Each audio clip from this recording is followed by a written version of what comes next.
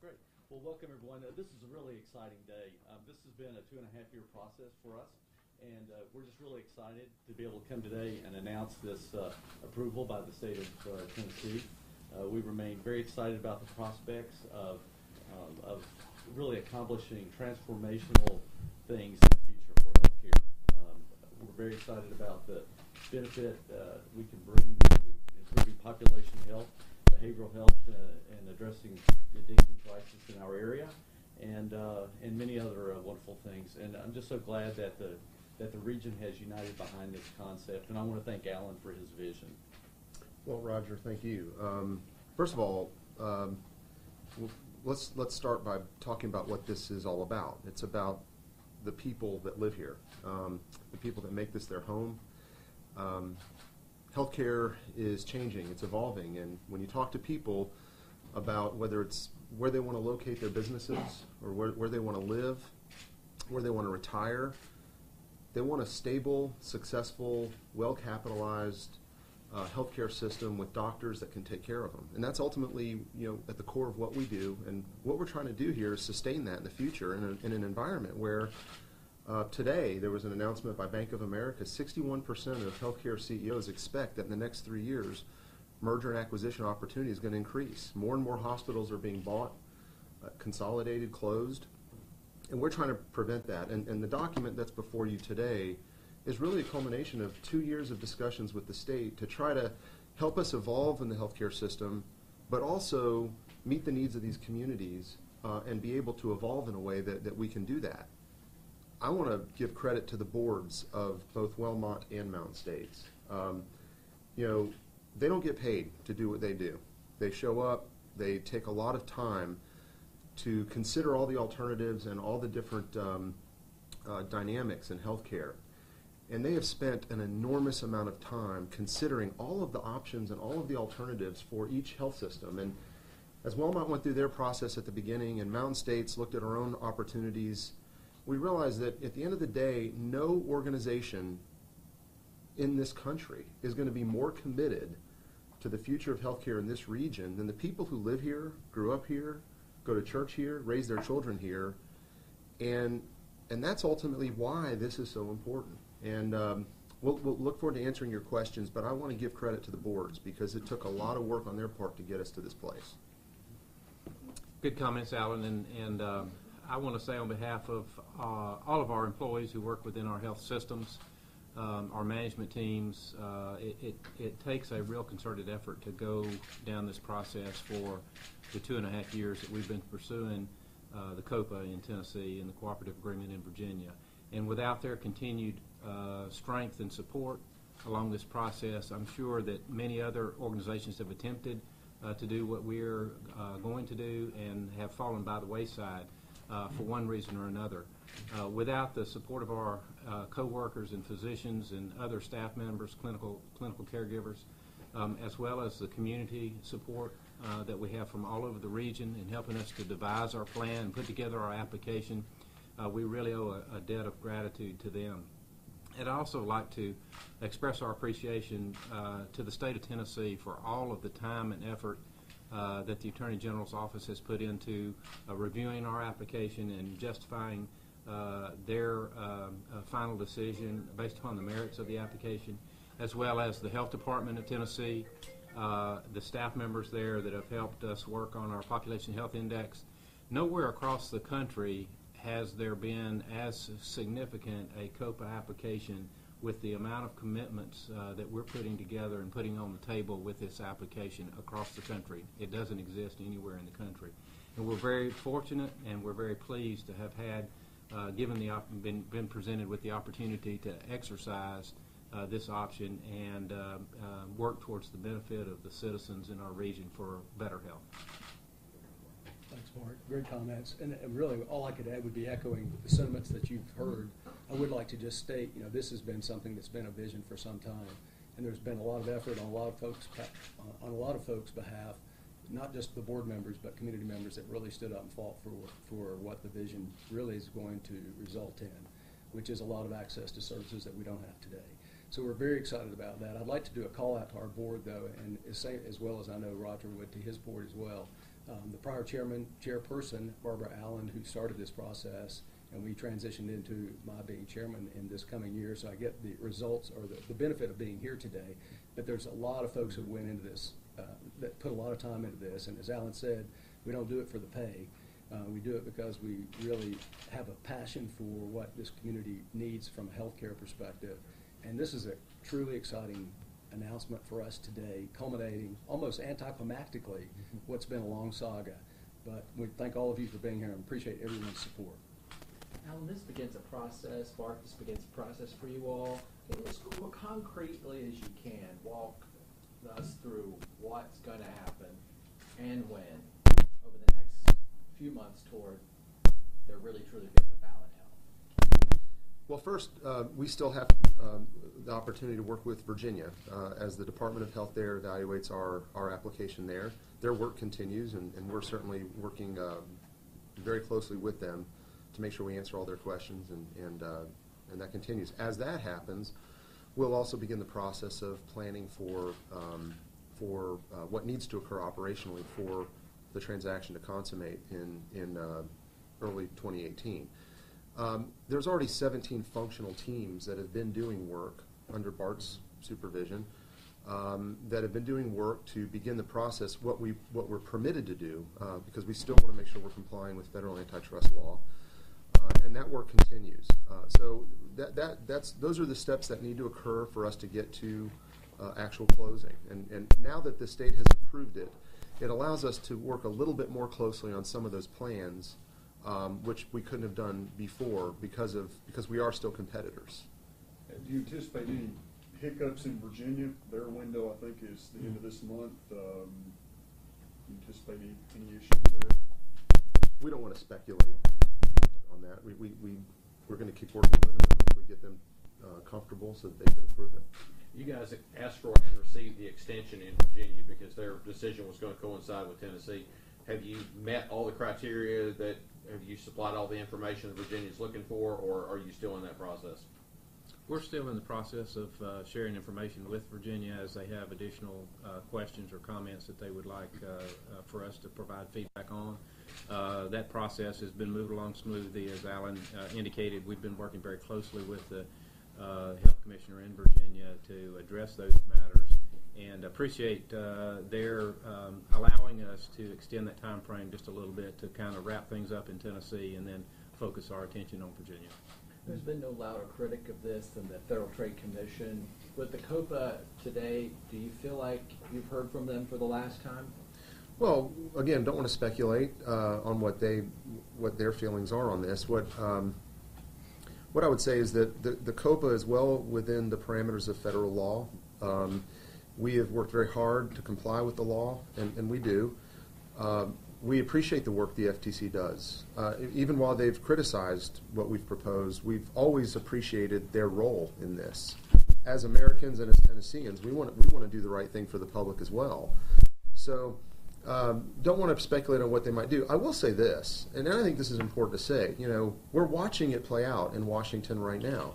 They can't figure out what direction they want to go in healthcare. We've always believed states should lead. And while they're debating all this in Washington, we're here on the ground doing it.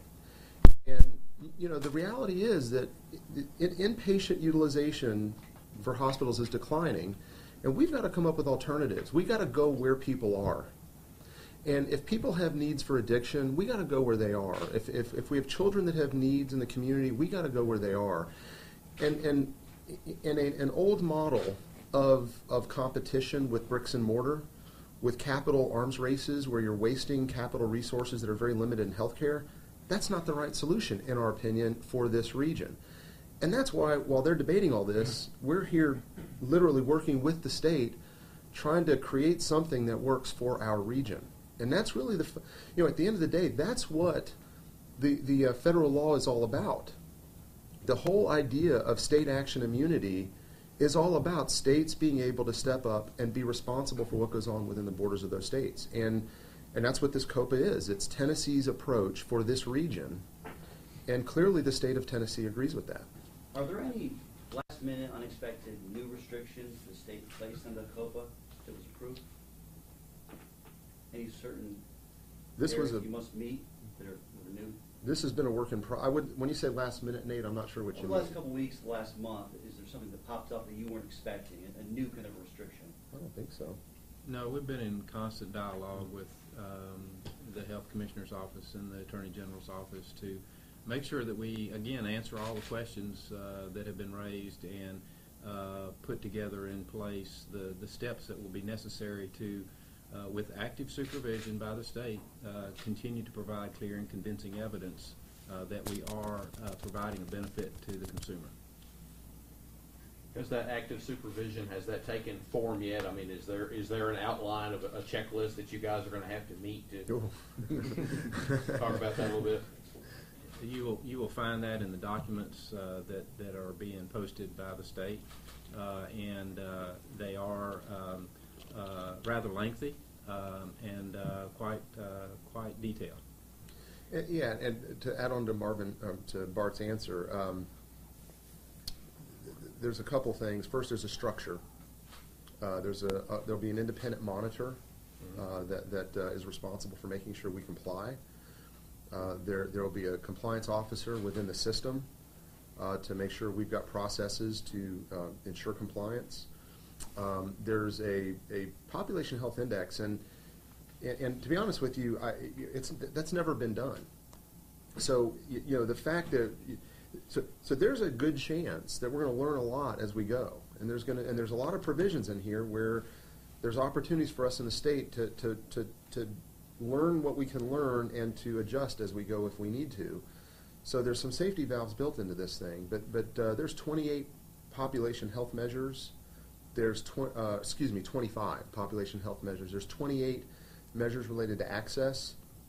There's all in, there's about 69 different measures when you add in some of the other components that we're required to measure. So there's a lot here, and it's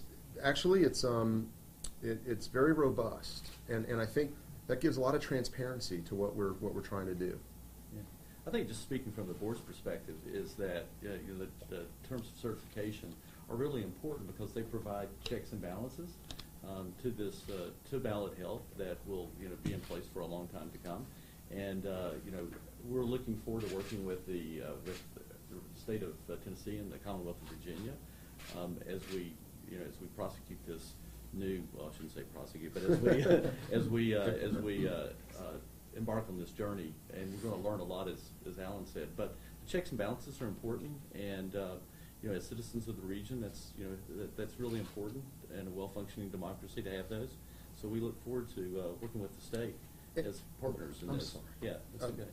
Yeah. One of the things I think is also important is the role of the state here. I mean, I will tell you that from the commissioner to the attorney general and everyone in between, the state's role in this has been to protect the public, and they have taken that role very seriously. From our perspective, and as Tennesseans, we appreciate that. There's been nothing taken for granted. The state has been very, in terms of the process, it's been very methodical, very transparent. I'm actually, as a Tennessean, I'm proud of how the state approached this, because they realize they're creating a precedent here. In the letter under findings, it talks about rural hospitals, specifically in Greene County, saying one of those could possibly be repurposed. Could you explain that? Yeah, sure. If you look at a couple of the communities where you have 2 acute care hospitals that have low census, there's a lot of when you have a situation like that, you end up with 2 hospitals that actually are losing money. And because of that, there's a lot of other services you want to provide in the community that you can't. And the idea behind repurposing is where it's appropriate and where we meet the requirements, and certainly the way this is structured, the state ultimately has to approve it. And that's the active supervision part, where it makes sense to move services together so you get more efficiencies. That actually helps preserve the rural hospital. And then the other facility potentially can be used to provide services that are not currently provided. So for instance, in Greenville, there's no inpatient mental health facility. There's no inpatient standalone free rehab facility. So where there are needs that are not currently being met, there's an opportunity to repurpose a facility to meet that need. Now, the alternative is you have 2 hospitals that end up losing money, and eventually could possibly go out of business. And so, that's the idea behind the repurposing concept. I will tell you, we're committed to these rural communities. If you look at Unicoi County, we're moving forward to build a hospital. This is a hospital that loses $3 to $4 million a year, but we're committed to it because we want these access points to be as close as possible to where people live. And there's a lot of reasons for that. One of them is we understand these rural communities are struggling to grow jobs and to grow their economy, and a hospital or a strong healthcare facility is an important part of that. And so there's a lot of reasons why we want these rural communities to thrive. There's other language in the COPA, for instance, that requires us to do a physician needs assessment. And from that needs assessment, we will work hard to recruit new physicians into these communities where the needs exist.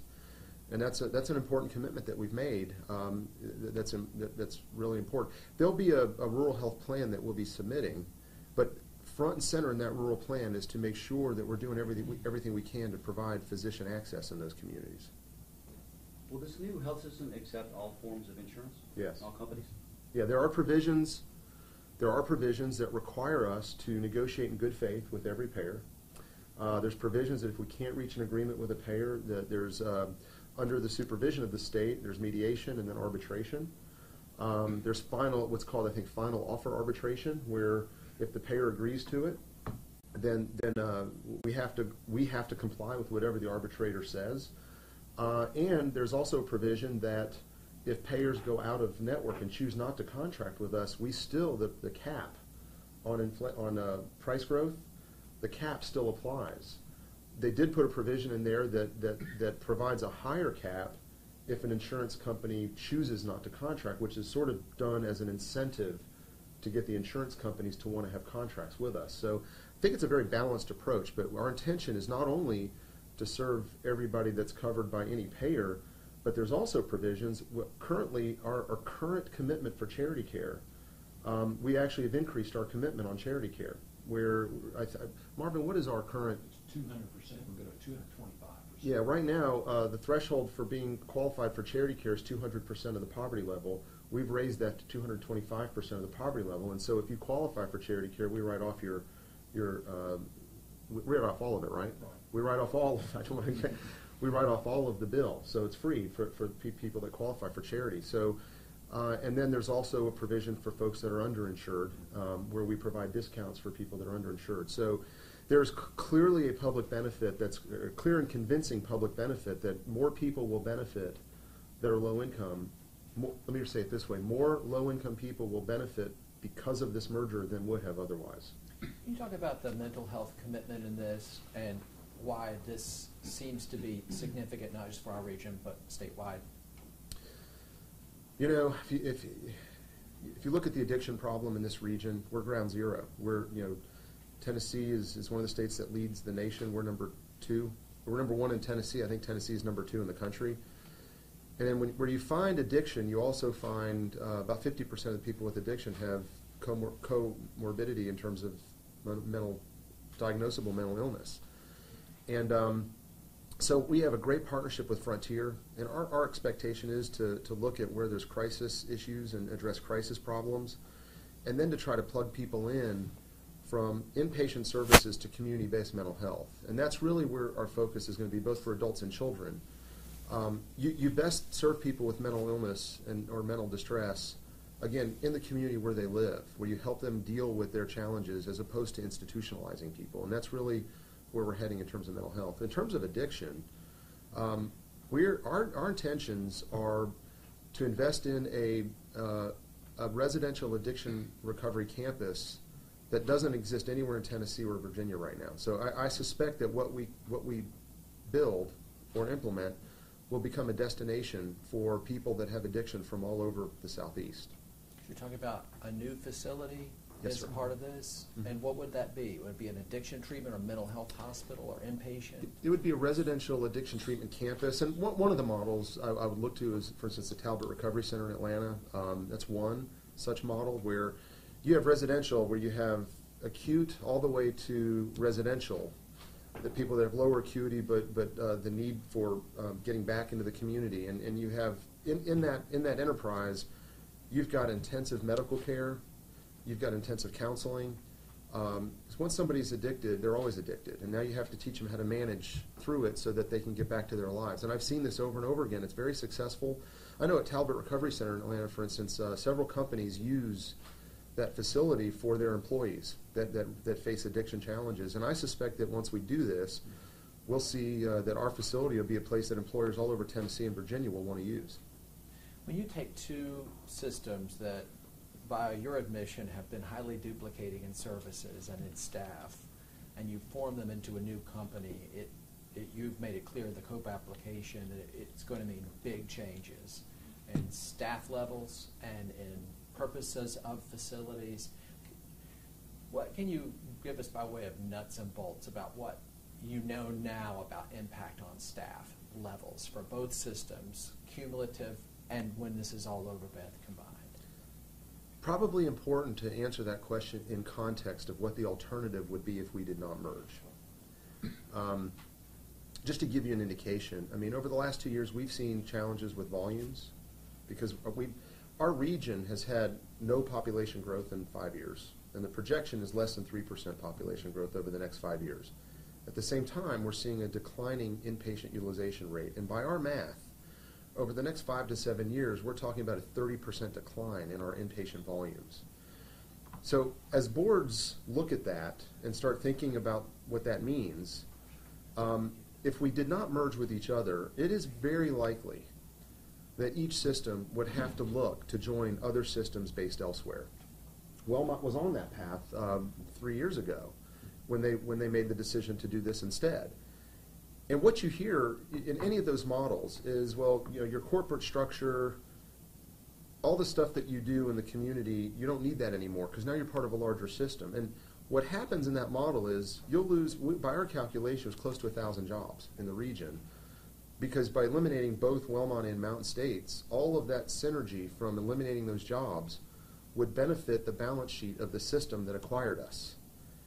And so our feeling is, all right, there likely will need to be synergies between our two systems because as volumes are declining, your cost structure does have to decline, or you either decrease your cost structure or you have to increase your pricing.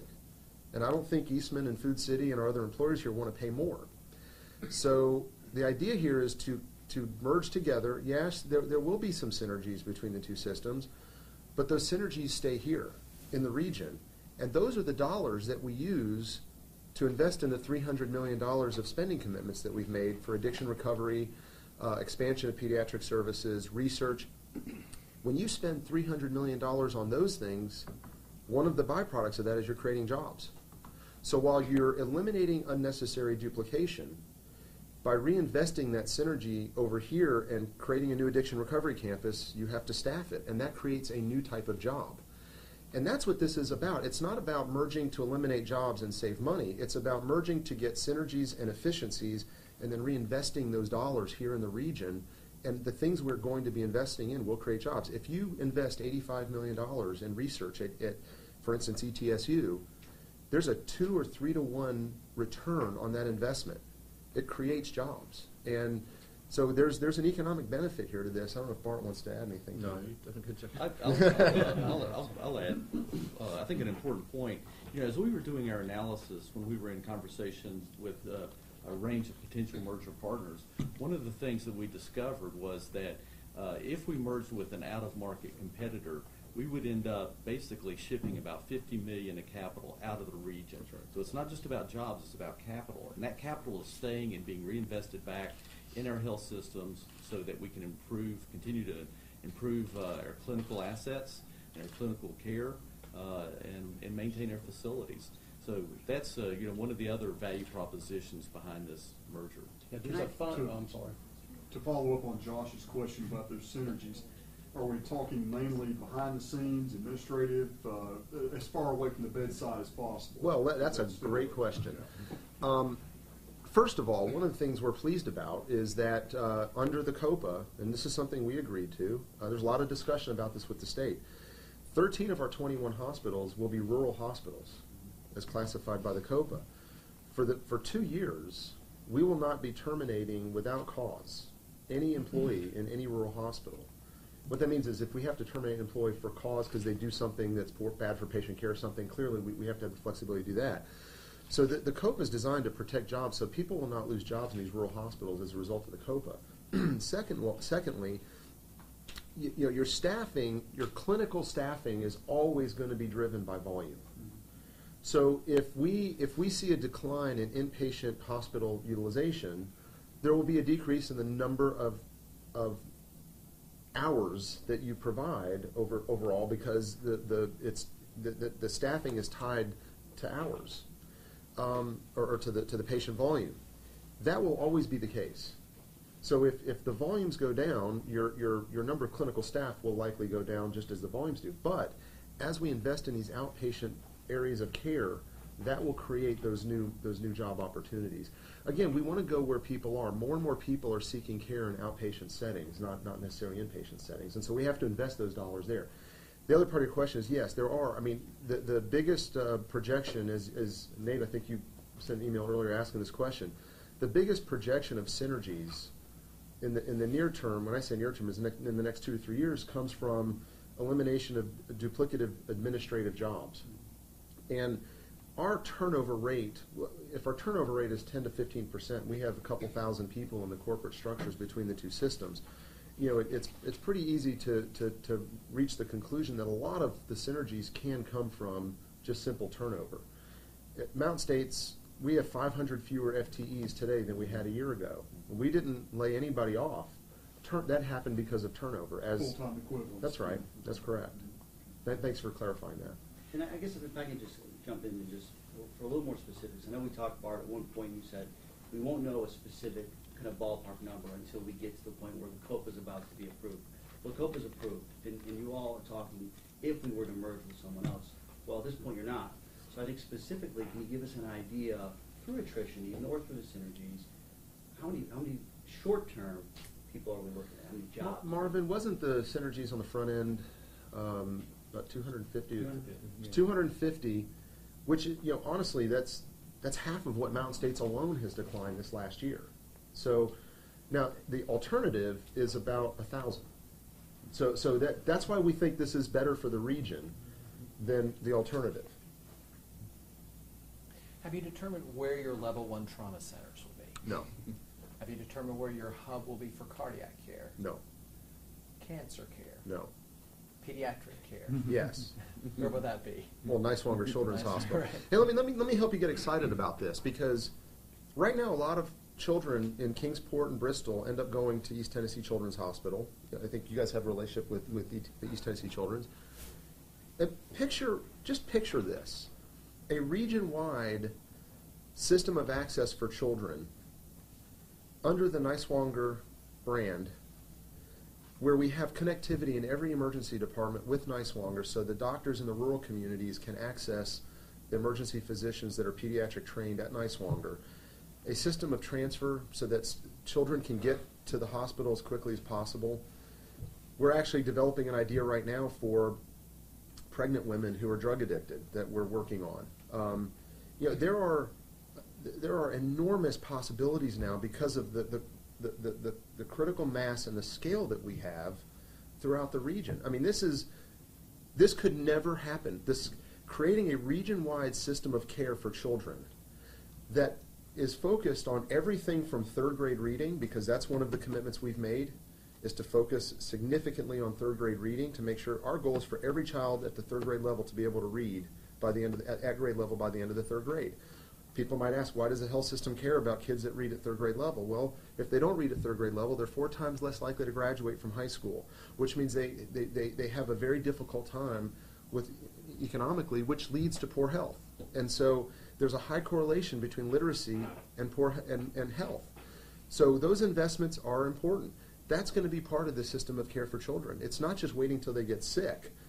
It's helping them succeed in school.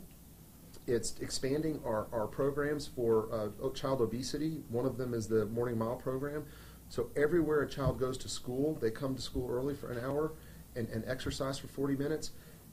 This time, 10 years from now, what we hope to see is reduced obesity, reduced adults who smoke, a reduced number of, or an increased number of children who can read at grade level, and an economically flourishing region because we have a workforce now that's healthy and capable of meeting the needs of employers. So you're saying you don't really have a full picture of what consolidated services will look like? We're very limited what we can do because until now, and we still, to a degree, lesser degree now, we are still competitors. Now that the COPA is approved, I think that opens the door for us to start having more focused planning discussions about some of that. We want to make sure we involve the communities and the physicians in those decisions. Yeah, there's also a very prescriptive approach that the state has in these conditions that we have to go through in order to do that assessment, get the community input, get our physicians and other clinical providers input before we make those kinds of changes. When will that occur? Well, Assuming you get Virginia approval, obviously. it would be after close when we would be able to sit down and have those detailed types of discussions and then be able to execute the plan that's called for in the terms and conditions. When did you know this was going to happen, the COPA in Tennessee? when did you know that Commissioner About Dreiser? 6 o'clock last night. Seriously, I mean, I'd love to Six- know exactly when Well, you knew. You know, there's a process that goes. Last night at 6 o'clock, the Mountain States Board voted last evening, and the Wellmont board voted yesterday morning. There's a constant negotiation going on with the state, and at the end of the day, we're here, and we're excited about it. Last night was, I think we were all tired last night. There was a lot going on, but today we woke up excited and had our sleeves rolled up, and we're ready to go. What's the one thing you gave up in the bargaining and the negotiating? One thing? One thing. The one thing. Tell us what did you like, really? Well, there's a natural tension. Obviously, the state's primary focus, once they determined that there was a clear and convincing evidence standard met, was to make sure that active supervision existed. The two prongs are that you can create what we're creating if it's the policy of the state and if it's being actively supervised by the state. And so the active supervision part, there was a lot of tension in the conversations about what that means. Our view was as little as possible. Their view was more than that. And so there was a lot of discussion about that. And we respect the state's position on that. They have an important job to do to protect the public from what could be the negative impacts of elimination of competition. One thing that's important to point out, though, competition remains very much in place in this region in outpatient services. Yes, there's going to be very little inpatient competition because we'll have the hospitals, but whether it's lab, diagnostics, outpatient surgery, there's tremendous competition in the marketplace, and that's going to continue.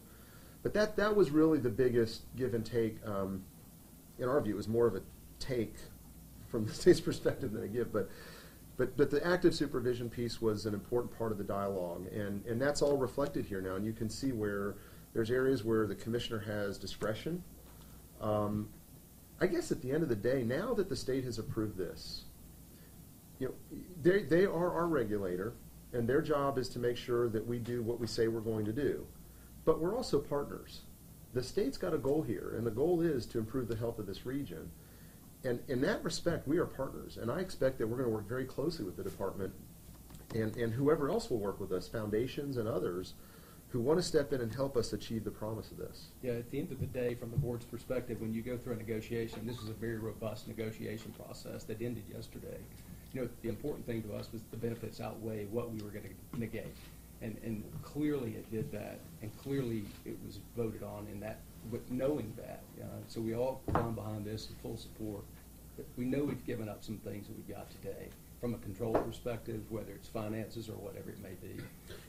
But it outweighs, we certainly, the benefits outweigh that. If you think about the issue of local governance, I mean, it's true that we gave up some autonomy in local governance because of the supervision components. But imagine what we would have given up if both systems were sold. We'd have no governance, and so that was part of the weighing that went on with the board. How much of this is worth giving up, and then what are we giving up if we don't do this and do an alternative? So.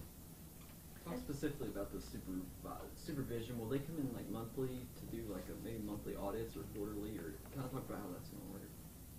There's a multitude of approaches here. There will be a COPA compliance officer within the system. There's a COPA monitor who, at that person's discretion, can choose to come anytime they want and review what we're doing. People can make complaints to the COPA. We'll have a complaint line where people can make anonymous complaints if they think we're violating the COPA. There's a quarterly report we're required to submit to the state that has some information. And then there's an annual report that's more robust. There's a local advisory council that's been created that's yet to be appointed. The commissioner will appoint that. And that local advisory council will hold a public hearing once a year so that the public can come and provide input on their assessment of our performance under the COPA. So we're exposing ourselves to a lot of public scrutiny here. We think it's worth it. We understand what that means. It means certain reporters in here are going to write some great stories when people have complaints. But you know what? That's transparency, and transparency is part of trust. And where we fall short and we're being held accountable, the public will have more trust that we're trying to do the right thing. And I would challenge any other hospital to subject themselves to that level of transparency. And what do you want employees watching at home tonight to know in terms of what this means for them, your current employees at Mountain States and Wellmont? Well, one of the primary objectives of the Wellmont Health System, starting our strategic process, was to be able to put ourselves in a position of sustainability for the future.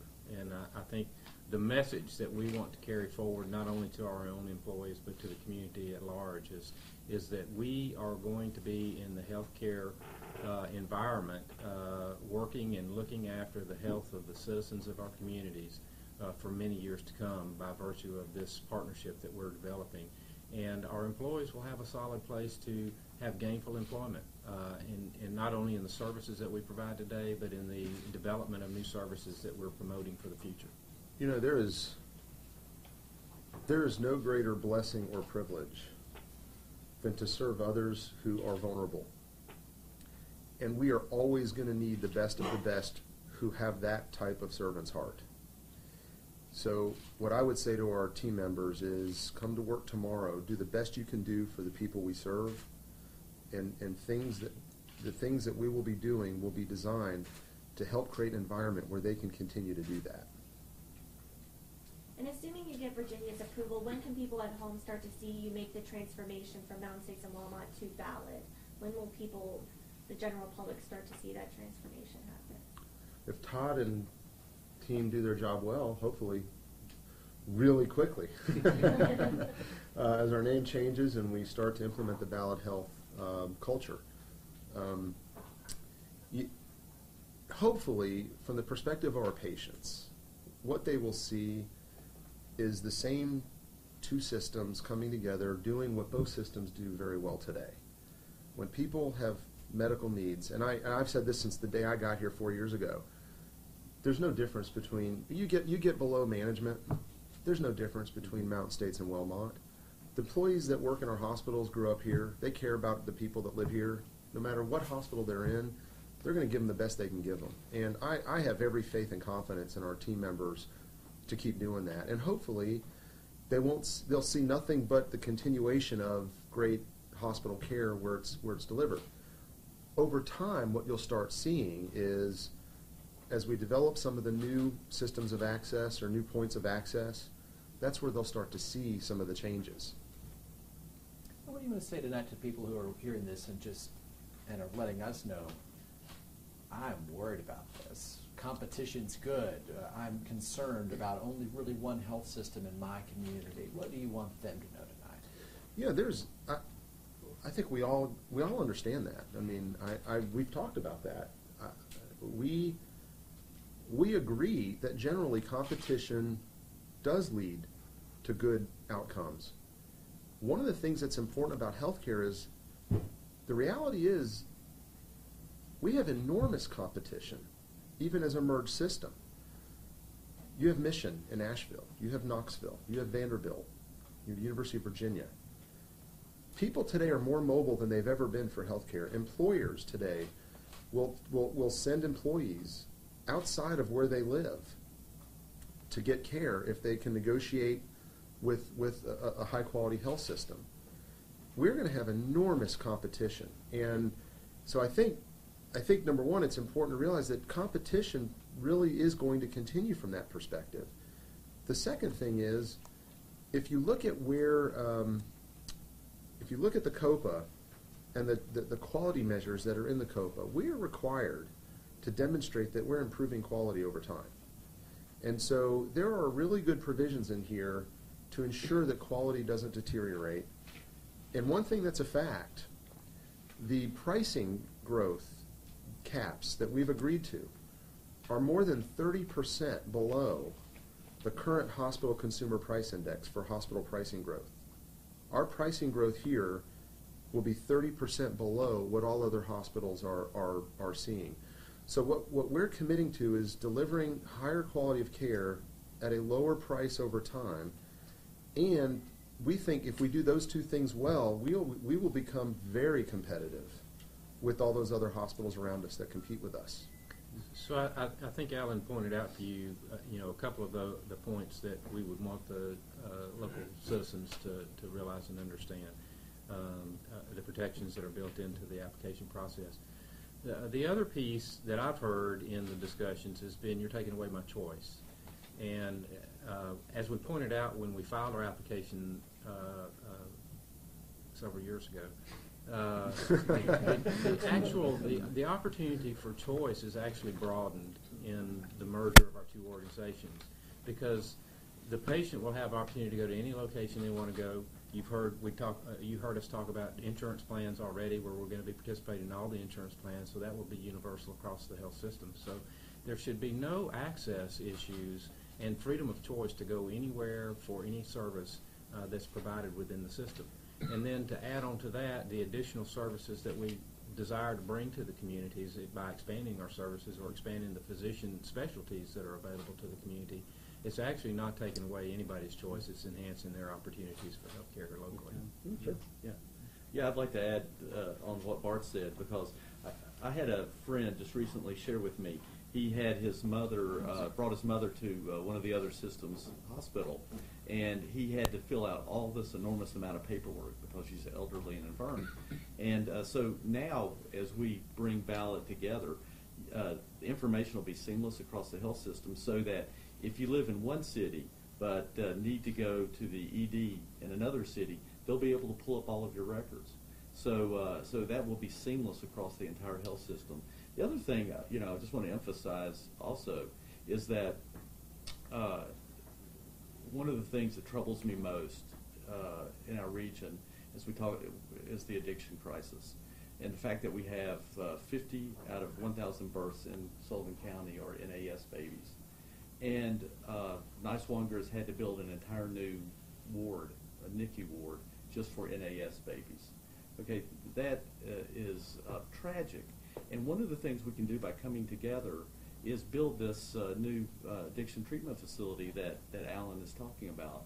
There's no other way we could do that alone. I mean, we couldn't do it alone, or if we merged with an outside healthcare system. So this is going to be a tremendous blessing to our region. And the other thing I would say is that our boards feel this is a sacred responsibility. Again, we're community members. Many of us have lived here our entire lives, are from this region. And so we believe in this vision, and we feel this is a sacred responsibility with which the region has entrusted us with, and will act accordingly. Is there a time frame that you hope to get the addiction facility up and going? Y'all discussed that in a few years, or? Not yet. Well, certainly, or hopefully within that time frame. Is that a new construction or repurposing of a hospital? No, it wouldn't be a hospital. That's actually, we're looking at it would be a campus, because you want to have apartments, you want to have acute facilities. To be honest with you, I mean, we haven't gotten into the planning for it yet, but a great example of a type of place would be like Green Valley, where you have a big campus that's not being used right now, which has enormous facility capacity already. So that could be an opportunity where we could work with the state to repurpose that campus. So that's one example. There may be others, but so again, when you create new things, you have the opportunity to use things that have lost their old purpose. So we'll be creating new jobs along with these new services. Any other questions? Well, thank you for coming. Yeah, Al absolutely. Marvin had one point Yes. that he There's a wanted to- text I got from that one payer that talked about the foundation. Remember how you got the grapevine? You might just want to read that to everybody here because it's something just really positive we got. This is from one of the major national payers, national insurance companies. Good morning. I actually heard that the state made its decision for approval within the last 30 minutes. If that's accurate, congratulations to you and your team for such extraordinary work planning, soliciting input from the marketplace, and making a case that this improves the health of the community both systems serve. This is from one of the, am I allowed to say which one? This is from one of the major national insurance companies. Lawyer says no. So we've been, this You guys afternoon. want to mention about the foundation? Well, that particular insurance company has a foundation, and they actually want to talk to us about investing in some of the. So again, if a foundation comes to us and says, "Yeah, we're willing to put $1 million into supporting what you're doing here," that's $1 million new in our region. The other thing is, I spoke this morning with J.D. Hickey, who's the CEO of Blue Cross of Tennessee, who Blue Cross represents 70% of the commercial market in this region, and he was very pleased. And actually, the conversation was that. He feels we've both been great partners, and he looks forward to actually working with us on some exciting and innovative new things together. So we've done a lot of work and been very transparent with the payers, and I think because of that, they're at the table now ready to work with us. So we look forward to that. Has Tennessee opened the COPA faucet here? Because I know you love to speculate. I don't want to speculate. I heard, lots of discussions in other places were watching what Yeah. you were doing, because if Tennessee approved this deal, then other systems would know. We propose something we think works for our region. We can't speculate on what works in other regions of the state. We have our hands full with this, so we leave that to the state. I do believe the state believes that they have established a precedent here, so if somebody else were to come along and request this, I think now they have a blueprint for how the state might approach it. There's an old saying, well, I'm not going to go there. I'm just, We definitely raised the bar. We've definitely set a high bar for this. So. Yeah. Thank you all for coming out. Thanks, guys. Thank you. And we're wrapping up live coverage of an announcement here by the Mountain States Health Alliance CEO and the Wellmont Health Systems CEO, Josh Smith, here with my colleagues. I'm going to step out in the hallway here. Prepare, you might be on the web. We are wrapping up our live coverage here on WJHL.com. If you're watching us on the web this afternoon, thank you for tuning in. That was quite a lengthy news conference, 50 minutes, a lot of questions and a lot of answers from Mountain States Health Alliance and Wellmont Health Systems CEO and the chairman of their board. We are going to be gathering all this information for you to be able to read online, and then, of course, we're going to be live on the air starting at 5 o'clock tonight. And we're really welcoming your questions if you want to know more about the merger. This is a business deal that's going to affect our entire region. Email us. Our email is news@wjhl.com. Thanks so much.